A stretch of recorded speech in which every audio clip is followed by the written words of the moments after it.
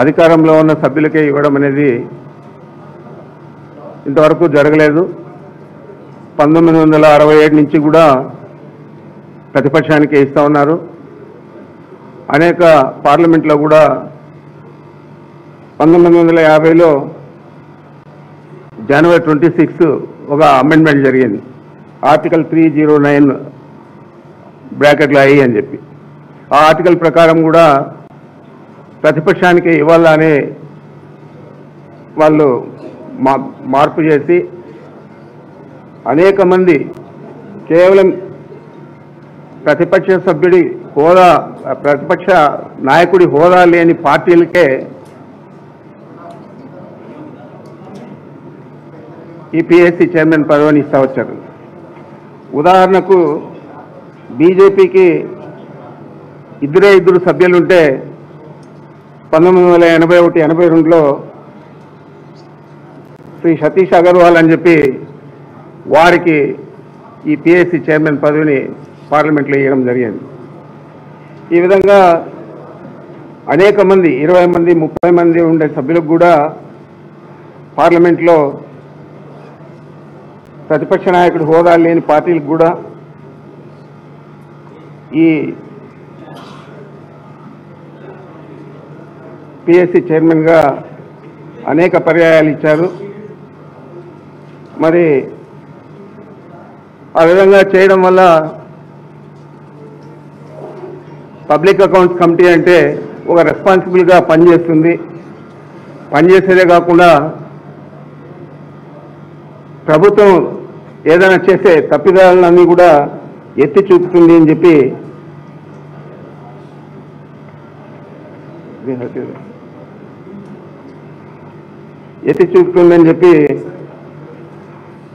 ఒక ఆనవాయితీగా పెట్టుకున్నారు. ప్రపంచ దేశాలలో డెమోక్రటిక్ కంట్రీస్లో ఎక్కడ కూడా ఏ నియమ నిబంధన పాటించకుండా కేవలం ప్రతిపక్ష సభ్యునికే పబ్లిక్ అకౌంట్స్ కమిటీ చైర్మన్ పదవి ఇవ్వాలని చెప్పి ఇప్పుడు దాకా కొనసాగుతూ ఉంది. మన పక్క దేశాలలో కూడా ఇంక్లూడింగ్ పాకిస్తాన్, అదేవిధంగా ఒక ఆఫ్ఘనిస్తాన్లో మాత్రం తాలిబాన్లు వచ్చిన తర్వాత అక్కడ పిఎస్సిని తీసేయడం జరిగింది. మరి ఈ పిఎస్సి ఉండడం వల్ల చాలా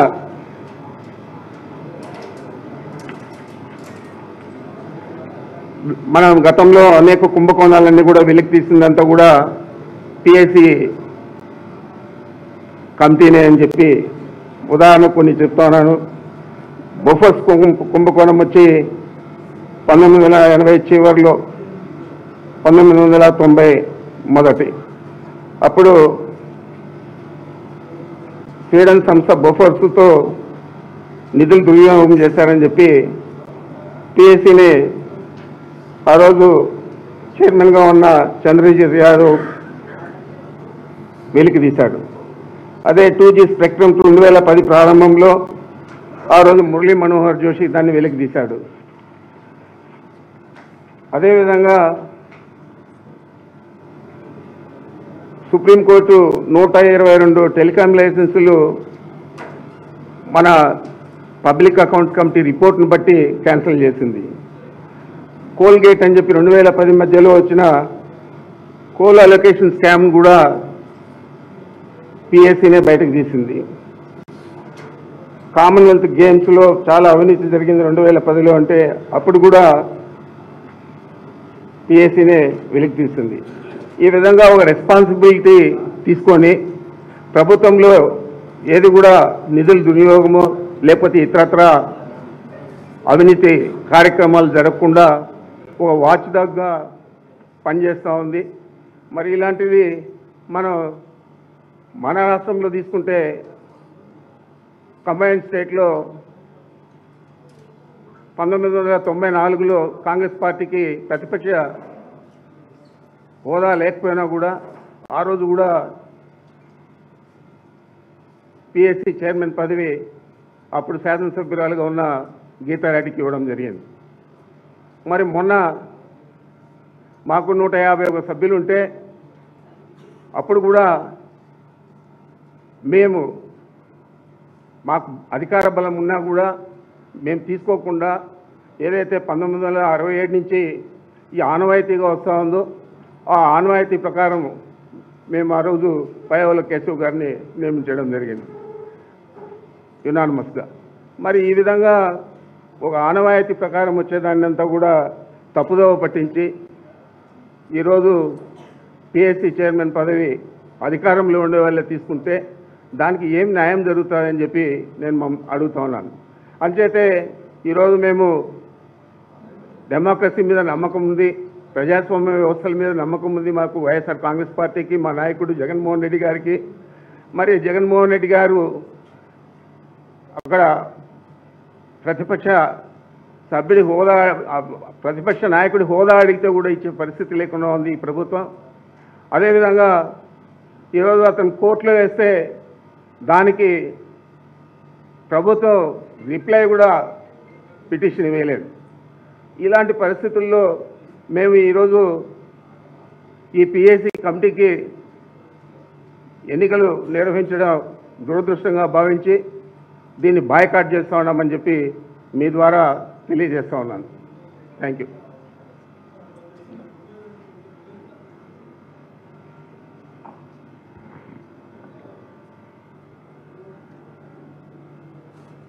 ఈరోజు public accounts committee, public undertaking committee 3 కమిటీలకు వచ్చి ఈరోజు నామినేట్ చేయడం జరిగింది. ఈ నేపథ్యంలో ముఖ్యంగా పబ్లిక్ అకౌంట్స్ కమిటీ ఏదైతే ప్రజాపతిల సంబంధించిన కమిటీ ఏదైతే ఉందో ఆ కమిటీలో మేము కూడా నిన్న మా పార్టీ తరఫున పెద్దిరెడ్డి గారిని, పెద్దిరెడ్డి రామచంద్ర గారు నామినేషన్ జరిగింది. సాంప్రదాయ ప్రకారం 1967 నుంచి కూడా నేటి వరకు మన రాష్ట్రంలోనే కాదు, భారతదేశంలో ఉన్న అన్ని రాష్ట్రాల్లో కూడా, దాంతోపాటు కేంద్రంలో ఉన్న పార్లమెంట్లో జరిగిన వివిధ సందర్భాలు, వివిధ నేపథ్యాల్లో కూడా ప్రతిపక్షానికి ఈ పదవి ఇవ్వడం అనేది ఏదో పదవి అలంకారప్రాయం కోసం కాదు. ఏదైతే అధికారం ఉన్న ప్రభుత్వాలు ఏదైతే అధికారం ఉంటాయో వారు చేపట్టిన వివిధ కార్యక్రమాలకు ఖర్చు పెడుతున్న ఖర్చులు, వాటికి సంబంధించిన లెక్కలకు సంబంధించి అదే ప్రభుత్వం చూస్తే దానివల్ల ఉపయోగం ఉండదు. దాన్ని థర్డ్ పార్టీతో మనం ఉంటే మంచిది. వాళ్ళు వచ్చి చూసి దాంట్లో ఏమైనా తప్పులు ఒప్పులు ఉంటే సర్దిదిద్దుకోమని సూచనలు చేస్తుంటారు. తద్వారా కంప్యూటరైజేషన్లో ఏదైతే కాగుందో వారు కూడా దీన్ని నిర్ధారిస్తారు అని ఒక మంచి ఉద్దేశం, సదుద్దేశంతో దీన్ని ఈ కమిటీని రాజ్యాంగంలో పొందుపరిచారు. దురదృష్టవశాత్తు ఈరోజు ఇందాక మా పెద్దరెడ్డి గారు చెప్పినట్టు ఎన్నో సందర్భాల్లో ఎన్నో ఉడికించారు. సభ్యులతో సంబంధం లేకుండా, నెంబర్ గేమ్తో సంబంధం లేకుండా ప్రతిపక్షానికే ఆ పదవి ఇవ్వడం అనేది జరుగుతూ వస్తున్న నేపథ్యం. కానీ ఈరోజు కొత్త విధానాన్ని తీసుకొచ్చారు.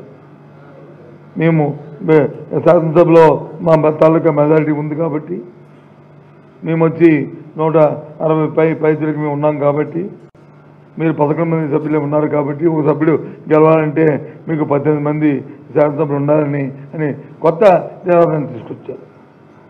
అయినా సరే చూద్దామని చెప్పిన అందుకే నేను నామినేషన్ వేస్తాను. నేను సాంప్రదాయాన్ని మీరు వచ్చి కొనసాగిస్తారా, లేదు సాంప్రదాయానికి వ్యతిరేకంగా వెళ్తారా, ఒంటెత్తు పొగడితే వెళ్తారా?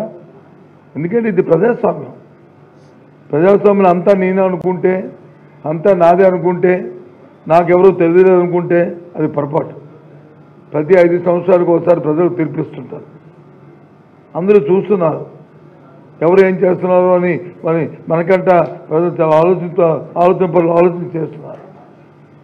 మరి నువ్వు చేస్తున్న కార్యక్రమానికి, మీరు చేస్తున్న కార్యక్రమానికి, మీ పద్ధతికి మీరే దాన్ని ఎన్ఆర్ఎస్ చేసుకుని దాన్ని ఓకే అనిపించుకుంటే అది ఎక్కడుంటుంది ఇది?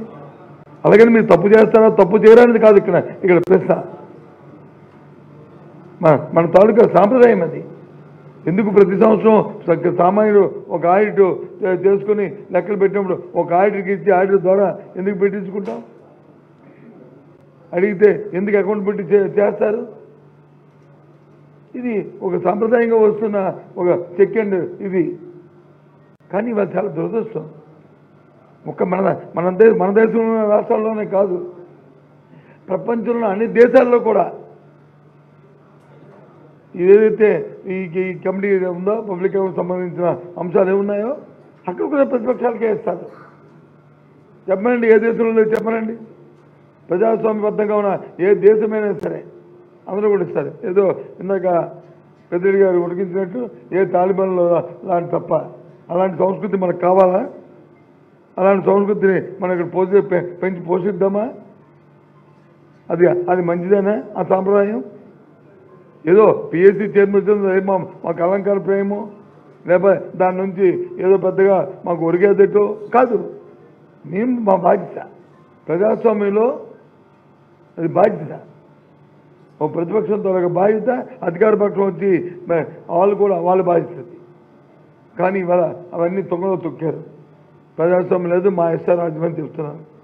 దయచేసి రాష్ట్ర ప్రజలందరూ కూడా గమనించాలని కోరుతున్నాను. దయచేసి రాష్ట్ర ప్రజలందరూ కూడా ఆలోచించాలని కోరుతున్నాను. ఇది మంచి సాంప్రదాయమా అని కోరుతున్నాను. ఇలాంటి సాంప్రదాయాలు రాబోయే తరానికి ఏం సమాధానం చెప్తుందో ఆలోచించమని కోరుతున్నాను. అందుకే మేము వచ్చి ఇవాళ ఏవైతే మూడు కమిటీలకు సంబంధించి ఉన్నాయో వాటికన్నింటినీ కూడా మేము అందరం మా పార్టీ తరఫున మేము బాయ్కాట్ చేస్తున్నామనే విషయాన్ని చెప్పడానికే మీ దగ్గరికి వచ్చామనే విషయం మీ ద్వారా తెలియజేస్తున్నాం. న్యాయ నియంత్రణ ప్రదే రేపు ఆలోచన చేద్దాం. కానీ ఇలాంటి సాంప్రదాయాలు మంచిది కాదు. మనం అధికారం వచ్చినప్పుడు అధికారంతో రెండు మంచి సాంప్రదాయాలు తీసుకోవడానికి ప్రయత్నించారు తప్ప ఇలాంటి అభిప్రాయాలను ప్రజల మీద రుద్ది రాబోయే తరానికి ఇలాంటి చెడు సాంకేతికాలు ఇవ్వడం అనేది సాంప్రదాయం కాదనేది మా అభిప్రాయంగా తెలియజేస్తున్నాను. ఒక నిమిషం, ఒక్కొక్కరు రూల్స్ చెప్పండి. రూల్స్ ఏంటి? రూల్స్ మీకు తెలిసిన రూల్స్ చెప్పండి. వాళ్ళు చెప్పిన రూల్స్ చెప్పండి స్వామి. వాళ్ళు చెప్పిన రూల్స్ చెప్పండి స్వామి. రూల్స్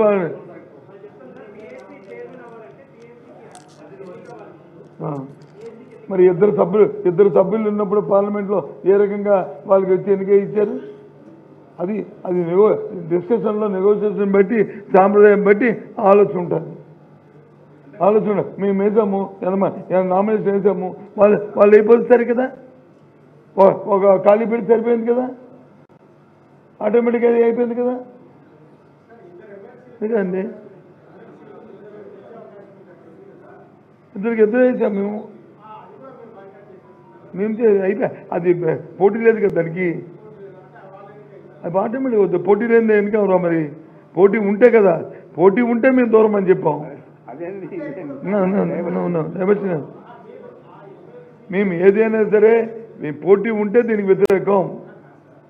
ఇప్పుడు దీనికి కూడా ఒకరు వాళ్ళు ఇద్దరు అయిపోయారు అనుకో మేము ఉంటామే.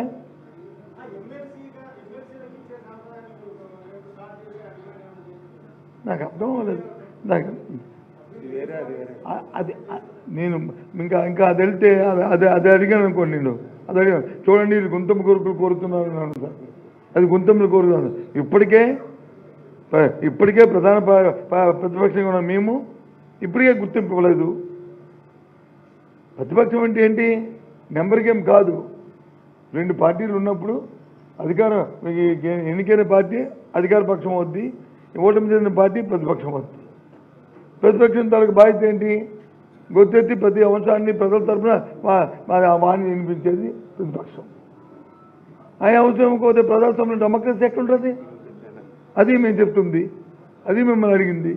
అంతేగాని మాకు ఇంకా ఎమ్మెల్సీకి ఇవ్వండి అంటే అది మేము అది ఇది అడుగుతున్నారండి, ఇది అత్యాశలకి పదవి గురించి కాదు. ఇక్కడ ఉన్న సాంప్రదాయాలు మనం తొంగలు తొక్కొద్దని, ఉన్న సాంప్రదాయాలు కొనసాగించాలని మేము మా డిమాండ్.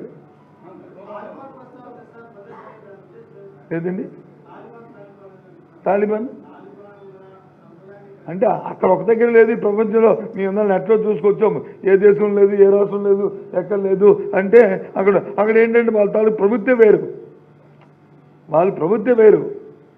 వాళ్ళకి ప్రజాస్వామ్యం మీద రైతుల మీద వాళ్ళ రాజ్యాంగం మీద అందుకని అలాంటి సంస్కృతి మనకు వద్దు బాబు అని చెప్పి అని ఎత్తాం తప్ప ఇంకేం కాదు.